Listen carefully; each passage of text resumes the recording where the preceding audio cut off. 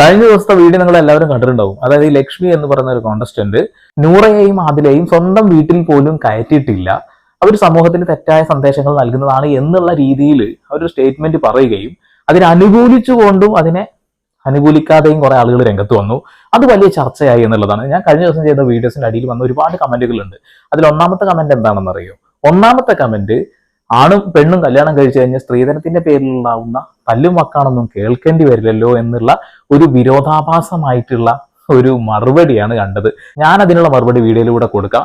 Summer media എന്ന് പറയുന്ന ഒരു യൂട്യൂബ് ചാനലുണ്ട്. ആ ഒരു ചാനൽ വഴി ബിഗ് ബോസിലെ വിവരങ്ങൾ ഓരോ നിമിഷവും 1-2 മിനിറ്റ് ആയിട്ട് പറയാറുണ്ട്.